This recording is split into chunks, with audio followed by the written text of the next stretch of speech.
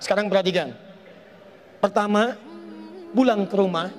Kalau hijrahnya ingin mudah, Anda mesti kompak dulu satu keluarga. Satu tekad yang sama. Cara paling cepat, ngobrol dengan suami, katakan, renungkan bangun di malam hari, bahwa satu saat Anda akan wafat. Dan bayangkan, apakah Anda sudi diwafatkan dalam keadaan seperti ini yang belum baik? Setelah Anda tergerak untuk berubah, baru kemudian bikin visi ke depan. Ini pernah direncanakan oleh suami istri di masa lalu, dituliskan di dalam kitab yang sangat populer. Persoalannya, begitu ibunya mengandung, istrinya mengandung, lahir anaknya, usia 2 tahun, maaf, mereka punya rencana. Anak ini insya Allah kita akan didik jadi lebih baik, keluarga kita lebih baik, anak ini akan jadi ulama. Qadarullah usia 2 tahun, ayahnya meninggal. Ini kisah nyata.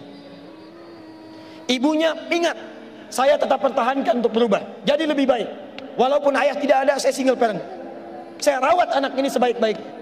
Usia 4 tahun, anak ini, maaf ya, terkena penyakit buta permanen. Hijrah tidak akan sepi dengan ujian. Suami meninggal, single parent, anaknya kemudian buta permanen. Apa yang dilakukan oleh ibunya? Ibunya tetap berpedoman, Allah pasti akan berikan yang terbaik.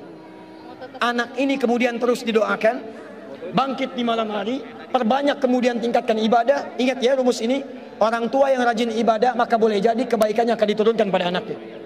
Ibunya yang berdoa, anaknya yang mendapatkan bagiannya. Matanya buta tapi diganti oleh Allah dengan ingatan yang luar biasa. Kalau Anda bacakan satu kalimat, satu baris ini, satu lembar buku dibacakan oleh Anda satu halaman, maka seketika dia akan ingat seketika tanpa diulang, dengan titik, dengan komanya. Anak ini kemudian dibawa ke sekolah Al-Quran, dimasukkan talaki ke syekh di sana. Syekh di situ kemudian membacakan pada saat itu surat Qaf, surah ke-50. Qaf dibacakan sampai akhir ayatnya.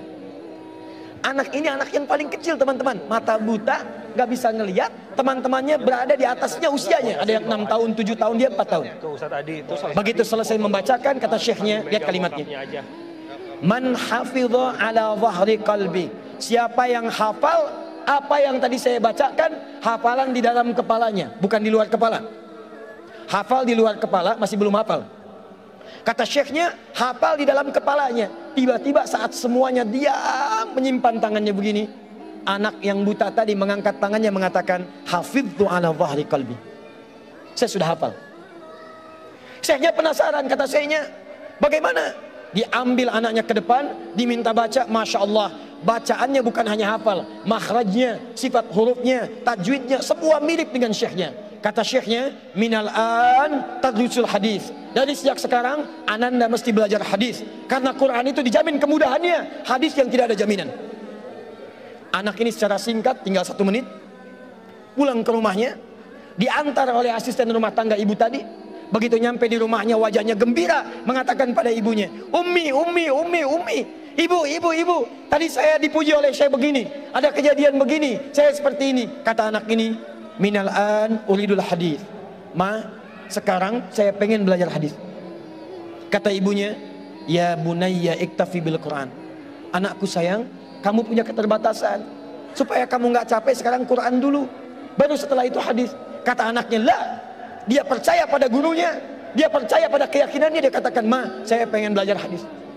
Dia tinggalkan ibunya sambil meraba jalan begini ke kamarnya.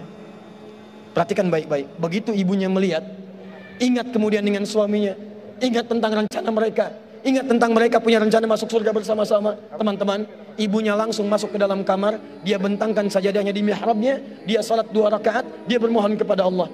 Saat sujud itulah dia tumpahkan segala keinginannya. Perhatikan kalimatnya. Rahasianya ada di Quran surah ke-17 ayat 110 sampai dengan 111, paling kanan sebelah atas.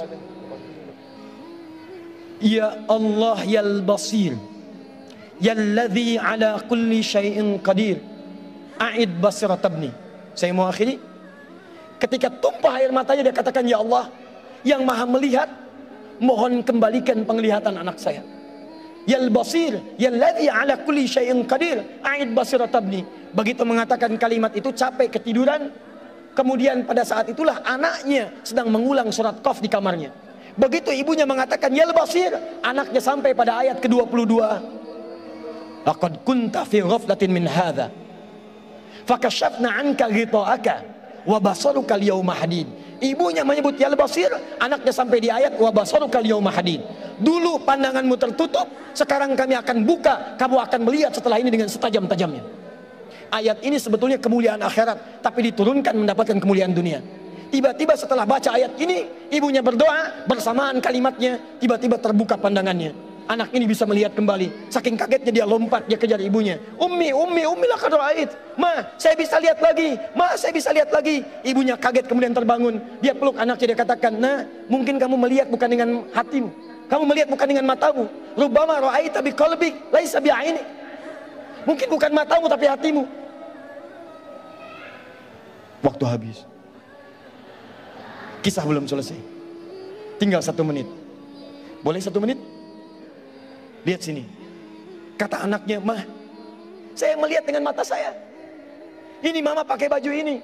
Di sekitar kita ada benda-benda ini. Allahu Akbar. Ibunya kemudian yakin anak itu bisa melihat. Dipeluklah anaknya.